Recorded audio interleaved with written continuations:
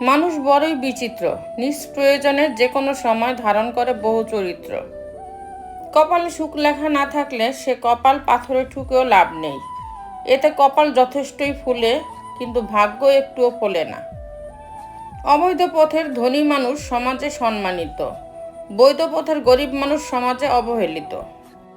জেদ খুবই ছোট্ট একটি শব্দ, কিন্তু তিল তিল করে গড়ে ওঠে একটি সম্পর্ককে জেদ নামক এই ছোট শব্দটি ধ্বংস করে দিতে সক্ষম।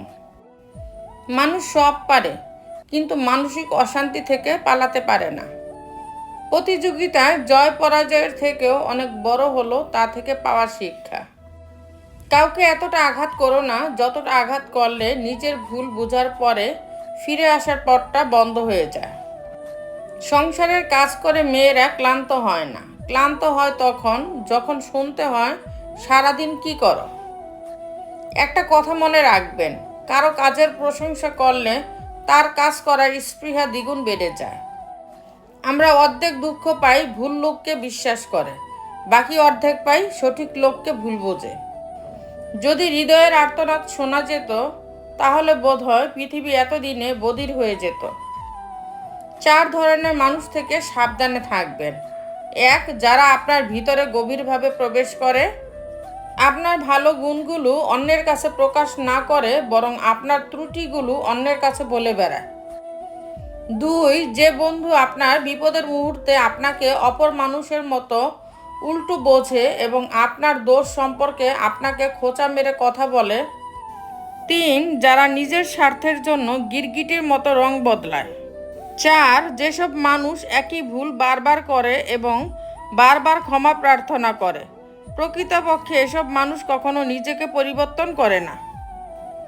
যে কাজ করে সে ভুল করে, যে কাজ করে না সে পরনিন্দা করে। সাধারণ মানুষ কর্ম করে, দুর্বল মানুষ অভিযোগ করে। অসৎ মানুষ অপবাদ দেয়, সৎ ও সাহসী মানুষ ধৈর্য ধরে। কারো অধঃপতন দেখে আনন্দ প্রকাশ করো না, কারণ ভবিষ্যতে তোমার জন্য কি অপেক্ষা করতেছে এ সম্পর্কে তোমার কোনো ধারণাই নেই। যে স্মৃতিগুলো আমরা সুখের মনে করে জমিয়ে রাখি, এক সময় সেই সুখের স্মৃতিগুলোই আমাদের সবচেয়ে বেশি মন খারাপের কারণ হয়ে দাঁড়ায়। সম্পর্ক যদি ভাবনার সাথে মিশে যায় তাহলে তা ভাঙা মুশকিল, আর যদি তার স্বার্থের সাথে মিশে যায় তাহলে তা টেকানো মুশকিল। মুখের কথার মতো এত ধারালো অস্ত্র পৃথিবীতে আর দ্বিতীয়টি তৈরি হয়েছে বলে মনে হয় না।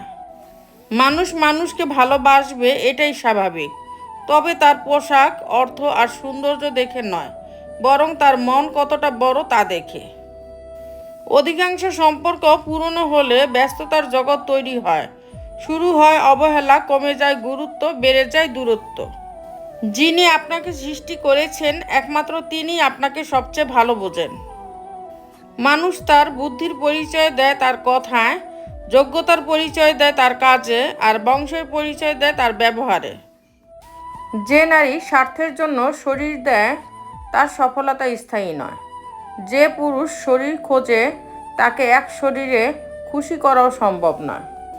আয়নার কাচ যদি ঝাপসা থাকে নিজের ছবিও স্পষ্ট দেখা যায় না, তেমনি নিজের মন যদি না পরিষ্কার থাকে কাউকেই ভালো মনে হয় না।